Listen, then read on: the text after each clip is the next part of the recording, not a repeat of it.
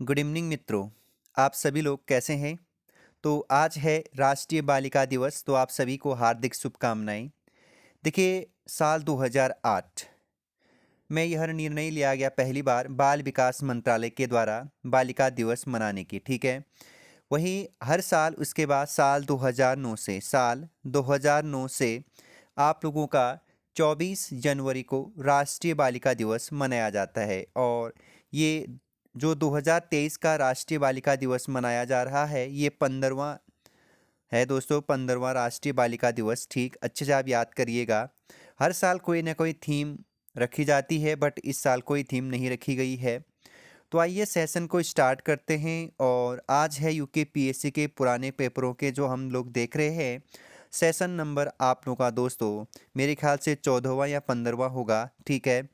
तो काफ़ी इंटरेस्टिंग है। जिन्होंने भी दोस्तों पहले के सेशन नहीं देखे हैं, कृपया करके वो सारे के सारे सेशनों को ज़रूर देखिए, क्योंकि यूके पीएससी उन्हीं में से प्रश्न बनाता है और बनाएगा, आगे भी देखेगा। और मैं हर प्रश्न को बहुत डिटेल से उनके सारे क्वेश्चनों जो प्रश्न पूछे उनके ऑप्शनों को खोल रहा हूँ। तो आइए, आज का पहला प्रश्न है आप लोगों का, विश्व पर्यावरण दिवस कब मनाया जाता है? तो विश्व पर्यावरण दिवस आप लोगों को पता हो ही चल गया होगा कि ये तो 5 जून को मनाया जाता है। आसान प्रश्न है। अब इसको थोड़ा सा डिफिकल्ट बनाते हैं। विश्व पर्यावरण दिवस पहली बार कब मनाया गया? तो आपको याद रखना है साल 1973 में, ठीक है दोस्तों। 1972 से निकला और 1973 में पहली बार दोस्तों आप लोगों का विश्व क्या है पर्यावरण दिवस मनाया गया था, ठीक। इसके बाद नेक्स्ट प्रश्न है आप लोगों का। यहीं पर जो इम्पोर्टेंट प्रश्न मुझे लगा 51वां, क्योंकि इसमें साइंस के प्रश्न है। निम्नलिखित में से किसके द्वारा सर्वप्रथम पर्यावरण तंत्र इकोसिस्टम की संरचना एवं प्रक्रिया को परिकल्पित किया गया है? तो टॉन्सले ने पहली बार यह अवधारणा दी थी, आप लोग याद करिएगा। हाँ, अगले प्रश्न पर हम लोग जाते हैं और देखेंगे कौन सा इम्पोर्टेंट प्रश्न है। तो ये है 58वां। इसके बाद भारत सरकार को निम्नलिखित में से किस कर से सर्वाधिक राजस्व की प्राप्ति होती है? मतलब इंडियन गवर्नमेंट को इनमें से सबसे ज़्यादा दोस्तों किस से आपका टैक्स प्राप्त होता है या राजस्व प्राप्त होता है? ये निगम टैक्स से होता है, ठीक है। आप लोग अच्छे से याद करिएगा जीएसटी को, ठीक है। 1 जुलाई 2017 से, ठीक है दोस्तों। और जीएसटी में आप लोगों का टैक्स का जो लेयर है 4 है, ठीक है। एक 5% है, एक आपका 12% है, एक आपका 18% है, एक आपका 28% है, ठीक है। वही कहीं कहीं किताबों में 5 टैक्स लेयर है, तो एक 0% को भी इसमें इंक्लूडिंग करोगे तो 5 हो जाएगा। ओके, अगले प्रश्न पर हम लोग जाते हैं। भारत बोले तो जनगणना 2011 की सर्वाधिक जन घनत्व वाला राज्य है। तो ये है आप लोगों का, यहाँ पर जो सही आंसर हो जाएगा, बिहार सर्वाधिक जन घनत्व वाला राज्य है। अगले प्रश्न पर जाते हैं। निम्नलिखित में से किस भारतीय राज्य में गरीबी रेखा से नीचे जीवन यापन करने वाले लोगों की संख्या सर्वाधिक है? तो दोस्तों ये इसका राइट आंसर हो जाएगा, ये है आपका बिहार। ओके, अगले प्रश्न पर हम लोग जाते हैं। और विश्व व्यापार संगठन, जिसे आप डब्ल्यूटीओ नाम से जानते हैं, वर्तमान देशों की संख्या कितनी है? तो डब्ल्यूटीओ में, वर्ल्ड ट्रेड ऑर्गेनाइजेशन में, वर्तमान में 164 देश है, ठीक है। और अब सवाल यहाँ से यह बनेगा आप लोगों के लिए कि विश्व व्यापार संगठन का जो स्थापना हुई थी, ये कब हुई थी? तो ये आपका स्थापना आपको याद रखना है 1995 में, ठीक है। अगर आपको वो तिथि पूछी जाएगी तो आप डालेंगे 1 जनवरी। 1 जनवरी 1995 को दोस्तों मार्केस, सॉरी, आई थिंक यार्केस या मार्केस समझौते से निकला है ये, ठीक है। तो आप लोग याद करेंगे, ठीक है, यार्केस समझौते से निकला है डब्ल्यूटीओ, ठीक है। और अगर आपको यह पूछा जाएगा कि डब्ल्यूटीओ के वर्तमान अध्यक्ष बताइए, मोस्ट इम्पोर्टेंट, नागोजी नागोजी ओंकोजी, नाम भी बहुत खतरनाक है दोस्तों, नाकोजी ओंकोजी आई आईवेला, ठीक है दोस्तों, आईवेला, ठीक। नाकोजी ओंकोजी आईवेला आपका राइट आंसर हो जाएगा, विश्व व्यापार संगठन के अध्यक्ष, ठीक है, याद रखेंगे। और इस पे इतना ही है, आगे बढ़ेंगे और इम्पोर्टेंट है इसके बाद भी। निम्नलिखित में से कौन सा क्षेत्र भारतीय राष्ट्रीय आय में सर्वाधिक योगदान देता है? तो ये देता है आप लोगों का सेवा क्षेत्र। ठीक है, आप लोगों को पता होगा कि इकोनॉमिक के 3 सेक्टर होते हैं, प्राथमिक, द्वितीयक और तृतीयक। ओके, सबसे ज़्यादा आप लोगों का तृतीयक सेक्टर का योगदान रहता है भारतीय राष्ट्रीय आय में। इसके बाद आगे बढ़ते हैं और काफ़ी महत्वपूर्ण प्रश्न होने वाला है अभी वाला। भारत में सर्वप्रथम किस वर्ष वित्तीय वर्ष से सेवा कर लागू किया गया था? तो आप लोगों का 1994 और 95 से वित्तीय वर्ष सेवा कर लागू किया जाता है। ठीक है, और यही सवाल आप लोगों को इस तरीके से पूछा जा सकता है कि जो आपका सेवा कर, या फिर आपको यह भी पूछा जा सकता है कि सूचना का अधिकार सर्वप्रथम किस देश में लागू हुआ था? तो वो सबसे पहले अपने संविधान में आपका स्वीडन ने जगह दिया था सन 1766। इस तरीके से भी आपको याद रखना है। अगले प्रश्न पर हम लोग जाएंगे और प्रश्न संख्या है 64। मानव विकास रिपोर्ट प्रकाशित की जाती है। तो मानव विकास रिपोर्ट किसके द्वारा प्रकाशित की जाती है? मैं कई बार इस प्रश्न को बता चुका हूँ, यूएनडीपी। और मानव विकास की अवधारणा किसने लाया था दोस्तों?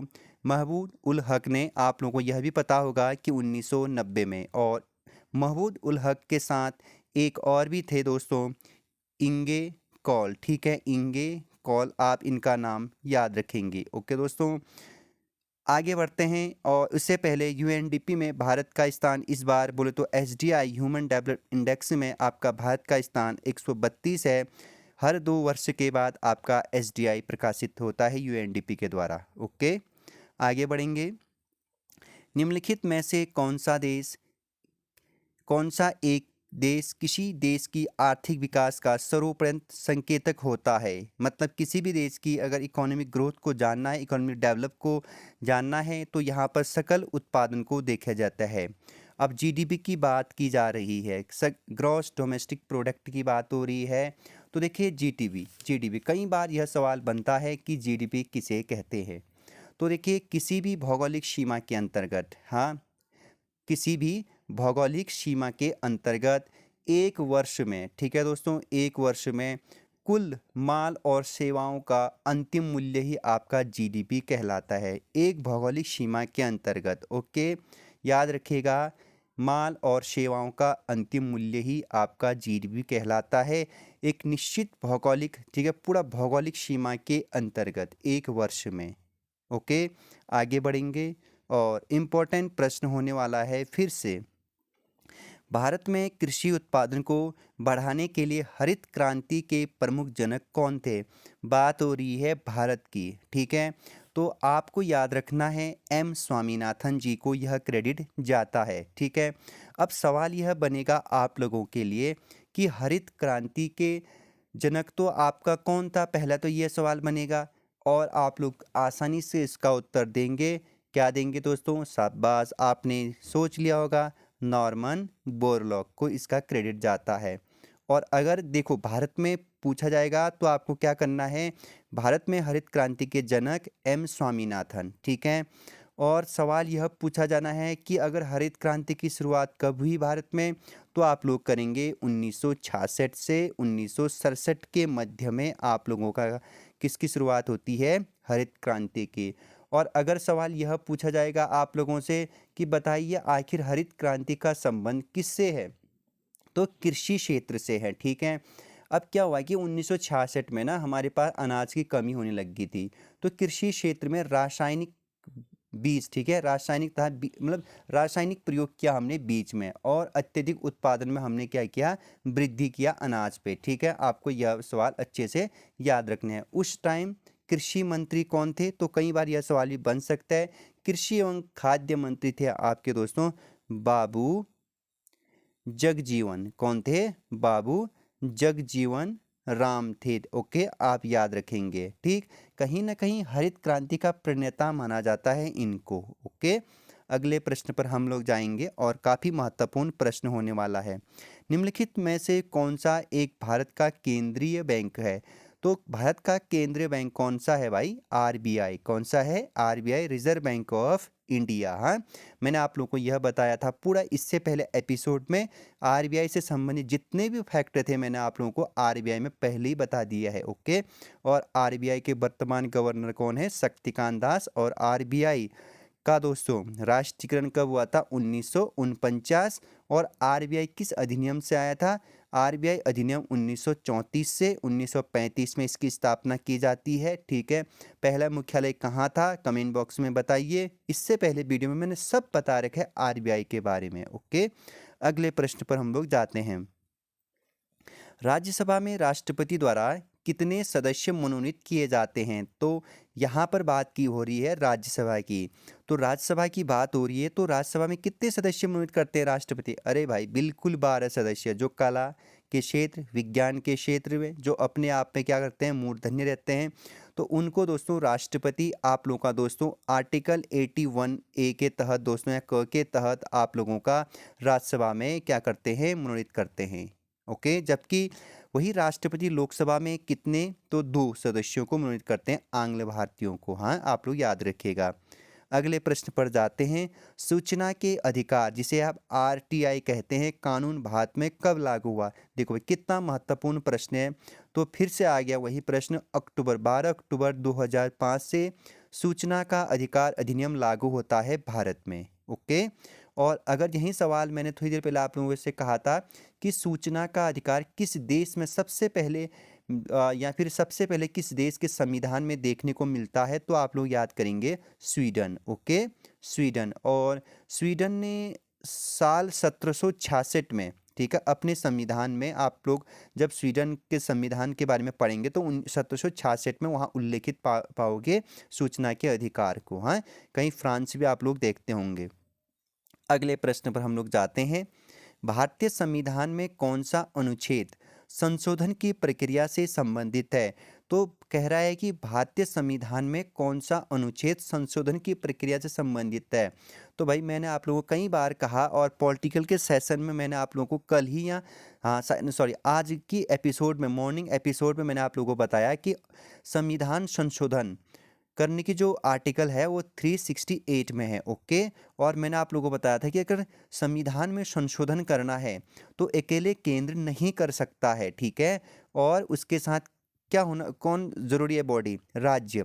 तो मतलब केंद्र और राज्य दोनों मिलकर के संविधान में संशोधन कर सकते हैं। ठीक है, मैंने आप लोगों को ये सवेरे अच्छे से बताया था। हाँ, तो याद रखिएगा, अभी तक हमारे संविधान संशोधन में सिर्फ एक ही बार संशोधन किया गया है, याद रखिएगा।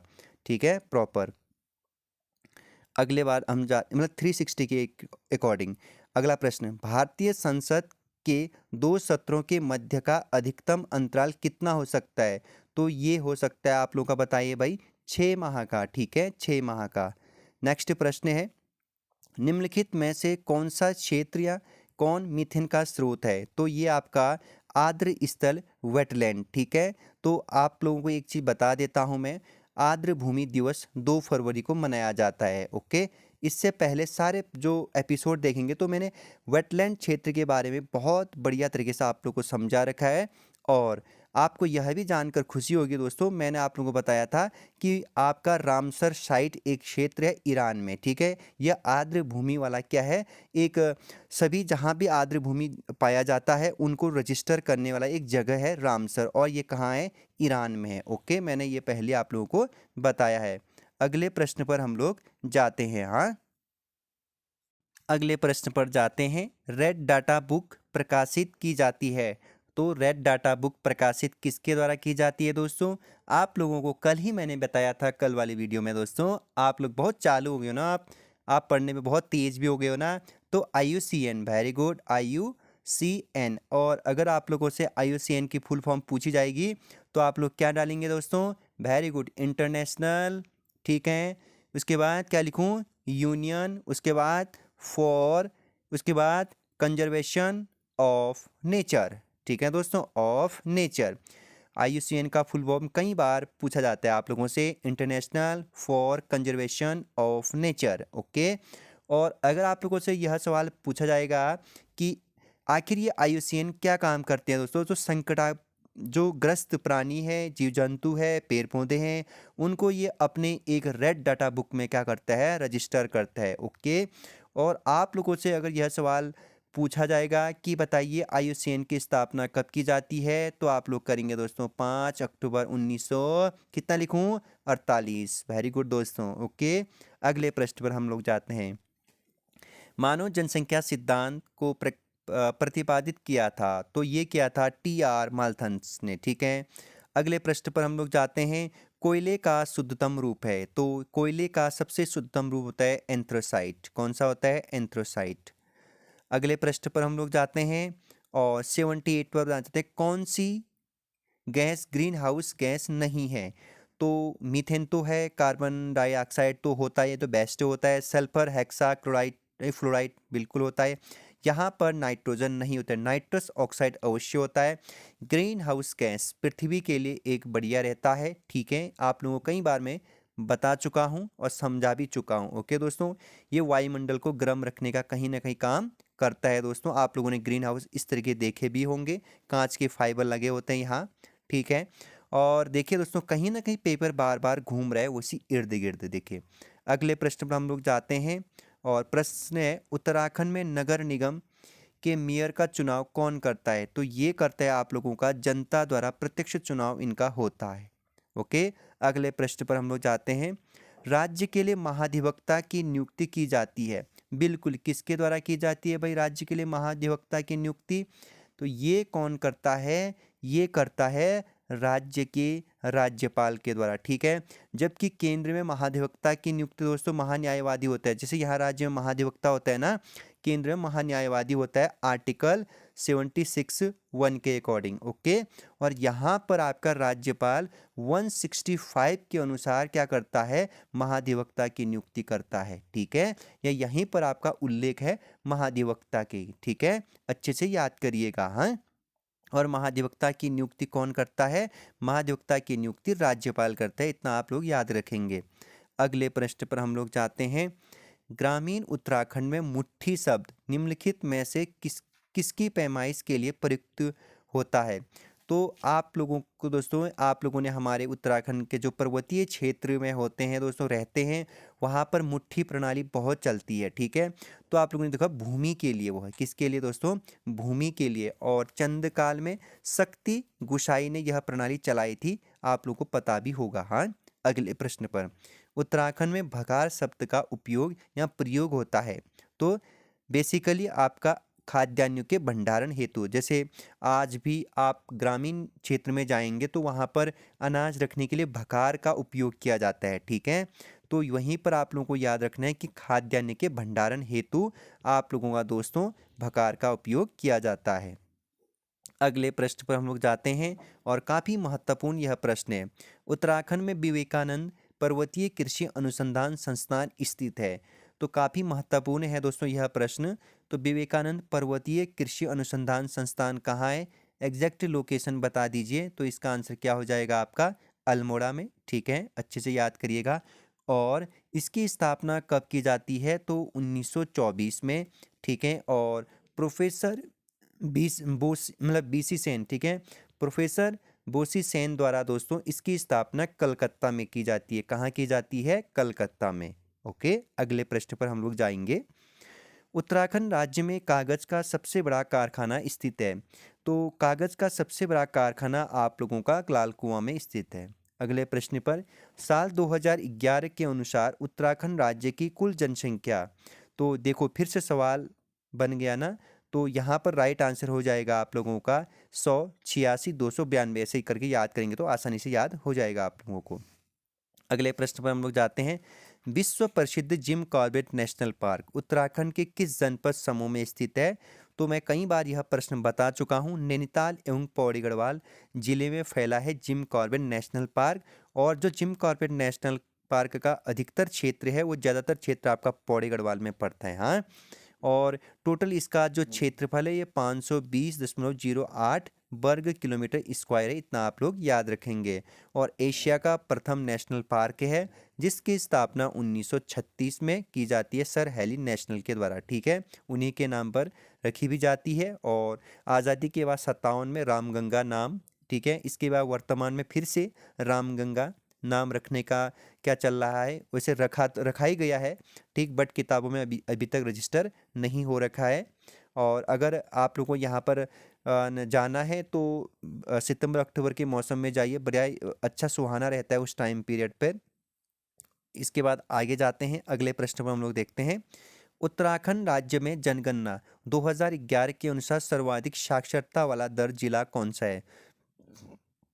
तो ये है आपका देहरादून, ठीक है। सर्वाधिक साक्षरता वाला जिला उत्तराखंड का देहरादून है, हाँ। और वही आप लोगों को याद रखना है कि देहरादून का साक्षरता दर कितना है दोस्तों? 85.24%। ओके। और आप लोगों को यह भी तो पूछा जा सकता है कि सबसे कम बताइए, क्योंकि सबसे अधिक तो सबको आएगा। सबसे कम है आप लोगों का दोस्तों उधम सिंह नगर साक्षरता की दर में, ठीक है। और अगर यह सवाल बनेगा कि बताइए उत्तराखंड के साक्षरता दर में सबसे कम उधम सिंह नगर कितना प्रतिशत है, जो 74.44% है। इतना आप लोग अच्छे से याद करिएगा, हाँ। अगले प्रश्न पर हम लोग जाते हैं। और अगर आपको इसकी PDF चाहिए दोस्तों तो आप हमारे टेलीग्राम से जुड़ जाइए, हाँ। और डिस्क्रिप्शन बॉक्स में उसका लिंक दिया है, हाँ।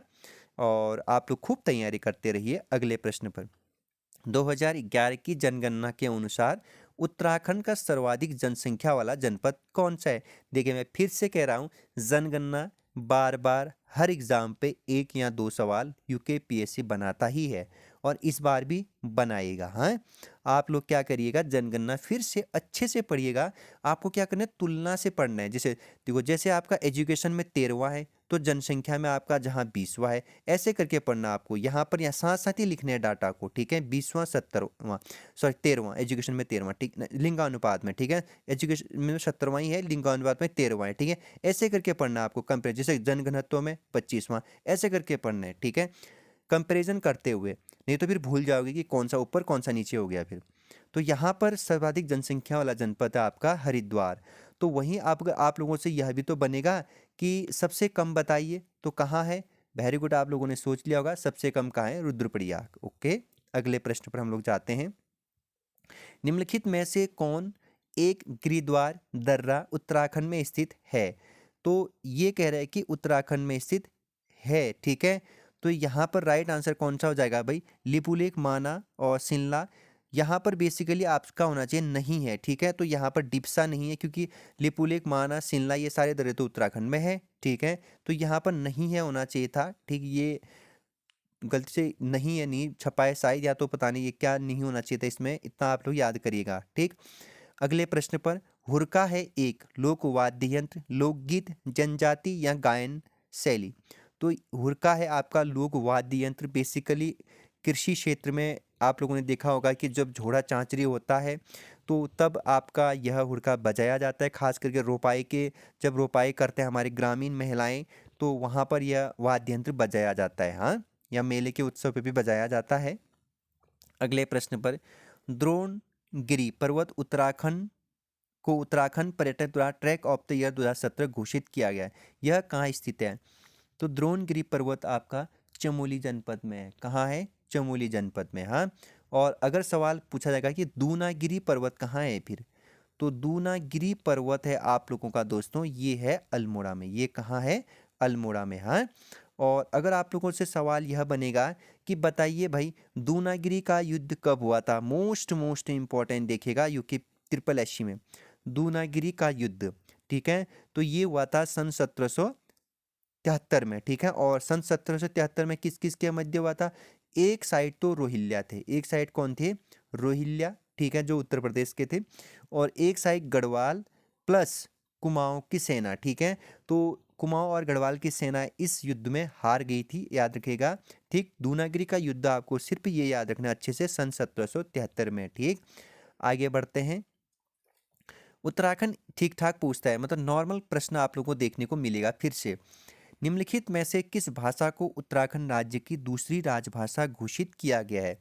तो दोस्तों साल 2010 में, ठीक है, संस्कृत को, ठीक है, दूसरी राजभाषा घोषित की गई है। और अगर सवाल यह बनेगा कि बताइए उस टाइम तत्कालीन जो मुख्यमंत्री थे, उत्तराखंड के मुखिया थे, वो कौन थे? रमेश पोखरियाल निशंक। मोस्ट इम्पोर्टेंट ऐसे सवाल बनते हैं, ठीक है। बताइए जब उत्तराखंड की दूसरी राजभाषा संस्कृत को घोषित की गई थी, तब उत्तराखंड के मुख्यमंत्री कौन थे? निशंक जी थे, ठीक है। आप अच्छे से याद करिएगा।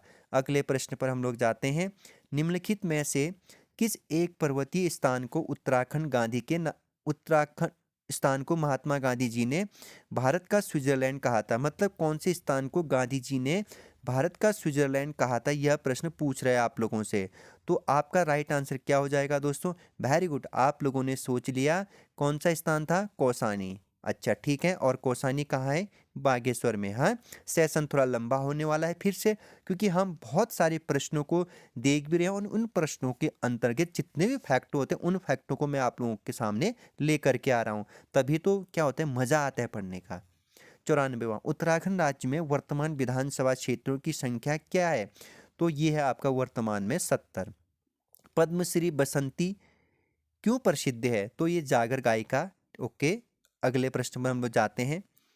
विश्व प्रसिद्ध फूलों की घाटी निम्नलिखित में से किस जनपद में स्थित है? फूलों की घाटी, ठीक है, आप याद रखेंगे चमोली, ठीक है। और आप लोग को एक चीज़ यहाँ पर बताता हूँ मैं कि फूलों की घाटी जो खोजने का श्रेय जाता है ये फ्रैंक स्मिथ को जाता है। किसको जाता है दोस्तों? फ्रैंक स्मिथ को। अच्छा, क्या फ्रैंक स्मिथ अकेले थे? नहीं, इनके साथ एल होल्ड एल होल सरवर्थ भी थे, ठीक है। एल होल सरवर्थ थे, आप लोग याद करेंगे, ठीक है।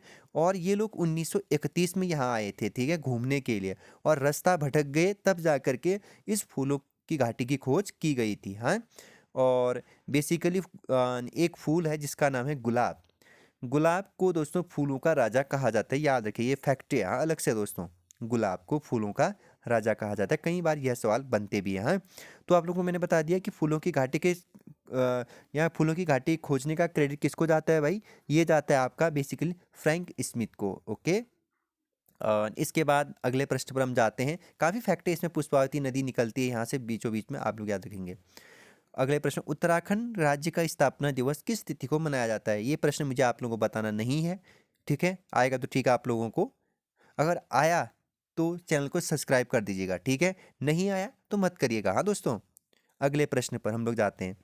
कौमुदी महोत्सव का रचयिता कौन है? तो ये है आपका विजिका। कौन है दोस्तों? विजिका। अगले प्रश्न पर हम लोग जाते हैं। शिवाजी के राज्याभिषेक का वर्ष था, मतलब शिवाजी का राज्याभिषेक कब हुआ था कह रहा है। तो 1674 में हुआ था। और इनका राज्याभिषेक कहाँ हुआ भाई? तो रायगढ़ में हुआ था। कहाँ हुआ था?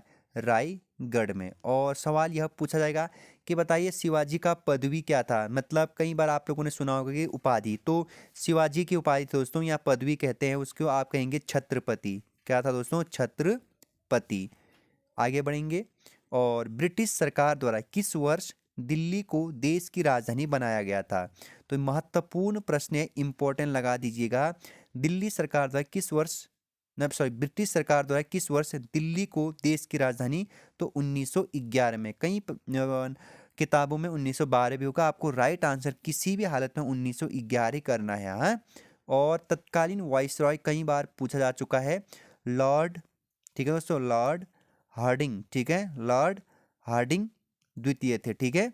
तो याद रखेंगे लॉर्ड हार्डिंग द्वितीय थे, याद रखिएगा आप अच्छे से, ठीक है, कि उस टाइम पर तो भारत देश के वाइसरॉय कौन थे। हाँ, अगले प्रश्न में हम लोग जाते हैं 101 पर।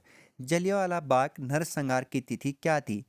तो इसकी तिथि थी 13 अप्रैल 1919 को, ठीक है। और यह घटना कहाँ घटित होती है? यह घटना आप लोगों का दोस्तों अमृतसर में, ठीक है, अमृतसर में जलियांवाला बाग नामक स्थान पे। ओके, और अगर सवाल यह पूछा जाएगा आप लोगों से कि बताइए असल में ये लोग इकट्ठा क्यों हुए थे यहाँ पर, तो रॉलेट एक्ट के विरोध में, ठीक है, रॉलेट एक्ट के विरोध करने के लिए ही आप लोगों का दोस्तों जलियांवाला बाग नामक सभा बुलाई गई थी। और जनरल डायर उस टाइम कौन थे दोस्तों? यहाँ एक खरूश, जनरल डायर, उन्हें अंधाधुंध गोलियां चला दी थी। ओके, अगले प्रश्न पर हम लोग जाते हैं। काफ़ी महत्वपूर्ण है यह प्रश्न भी आप लोगों का। झेलम नदी का प्राचीन नाम बताइए। तो झेलम नदी का प्राचीन नाम क्या है? बितिस्ता। और अगर झेलम नदी पूछी जाएगी तो कहाँ से निकलती है? तो शेषनाग झील। कहाँ से? शेषनाग झील, या कहीं पर आप लोग ये भी पढ़ते होंगे कि बेरीनाग झील। और ये कहाँ है?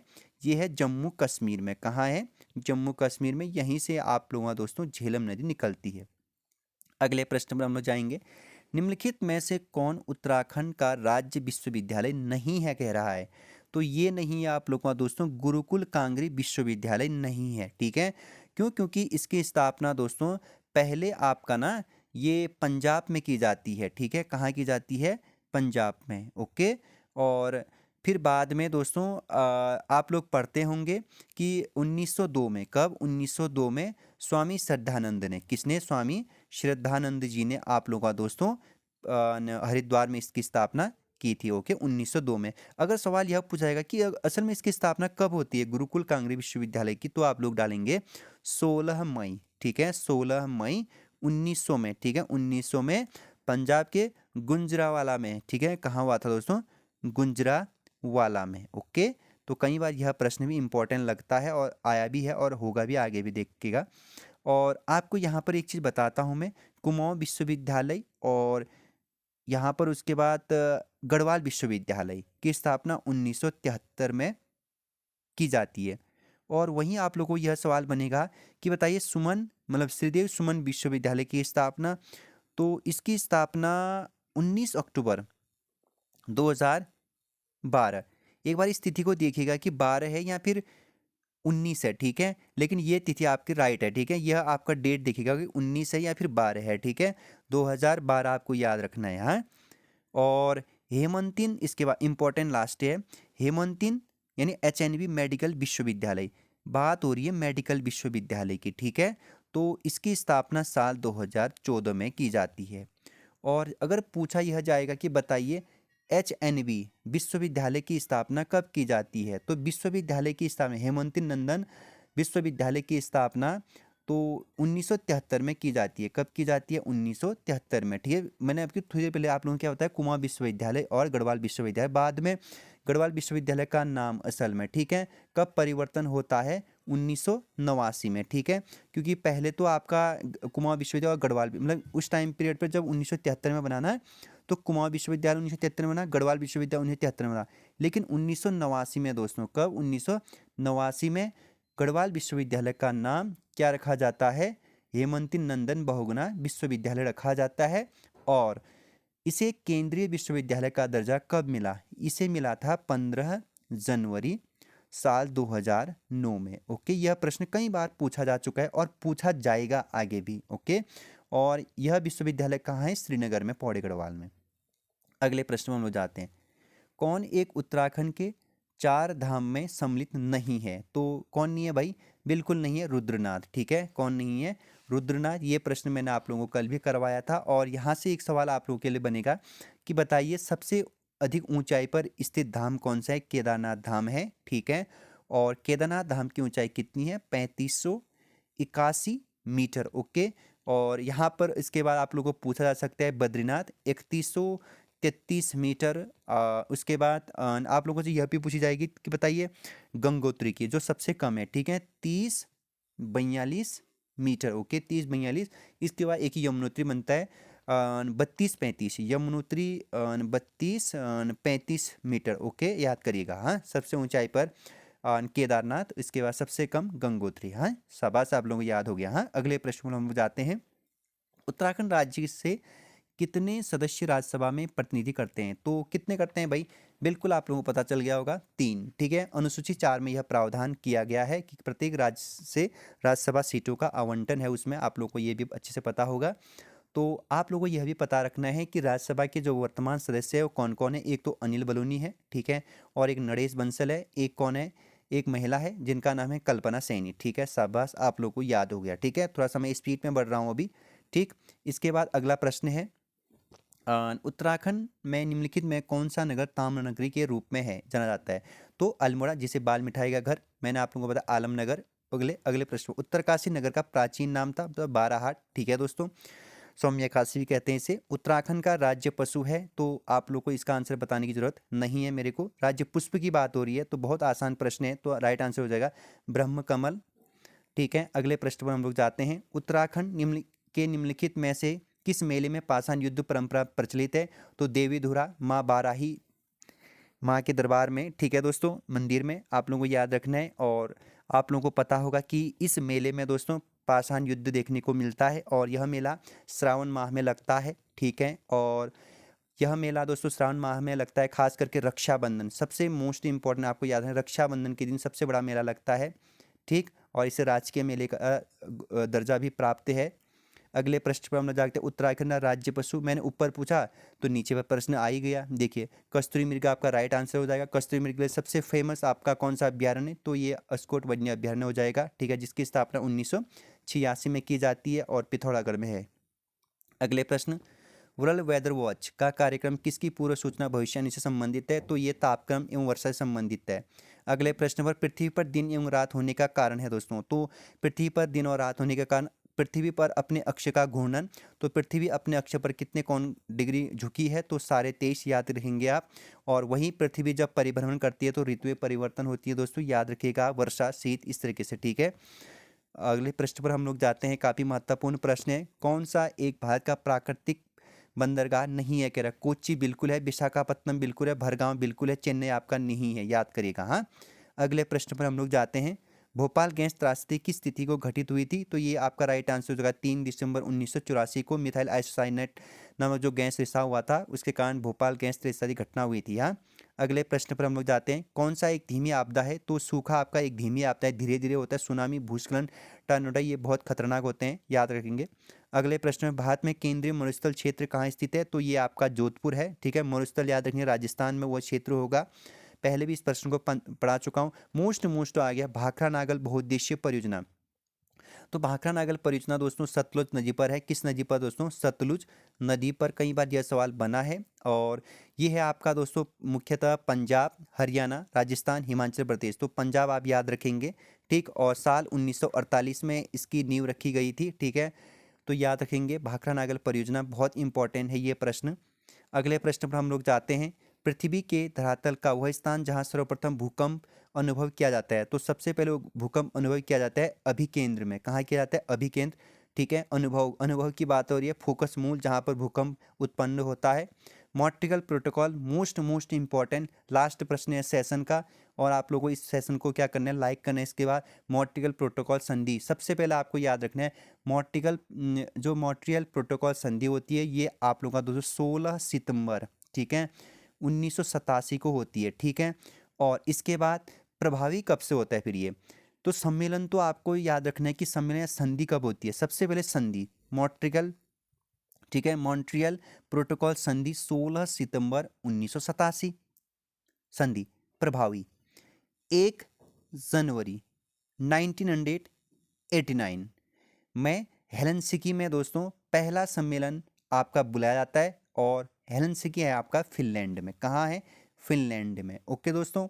तो और अगर यह सवाल पूछा जाएगा कि असल में इसका उद्देश्य किससे, ओजोन को नष्ट करने वाले पदार्थों को कम करना, ठीक है, मॉन्ट्रियल प्रोटोकॉल का यही उद्देश्य है, ठीक है। आप लोगों को याद रखना है कि संधि कब होती है, 16 सितंबर को, और ओजोन दिवस भी इसी तिथि को मनाई जाती है, ठीक है दोस्तों। आज के लिए सेशन यहीं पर हम समाप्त करेंगे, और हम कल नायब तहसीलदार के 2016 के पेपरों को देखेंगे। हाँ, और क्योंकि वो प्रश्न भी वहाँ से मतलब 2016 का इसलिए देखेंगे क्योंकि फिर से वहीं से सवाल बनेंगे, देखेगा कल इस प्रश्न 119 प्रश्न है इसमें टोटल, देखेगा वहाँ कितने प्रश्न फिर से टपकते हैं, देखिएगा। हाँ, तब तक के लिए अपना ख्याल रखिएगा दोस्तों, सेशन पर बने रहेगा, धन्यवाद।